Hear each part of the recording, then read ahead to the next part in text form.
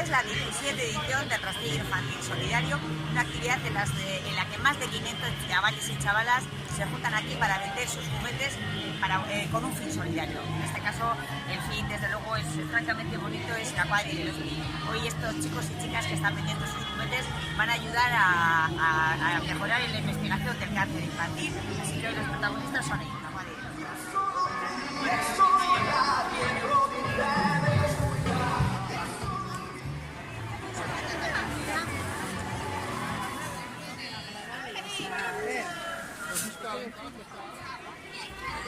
Hola, somos la cuadrilla del Hospice, somos aitas y amas de los padres y niños oncológicos y nuestra labor es recaudar dinero para investigación para el Hospital de Biocruces de Barakaldo.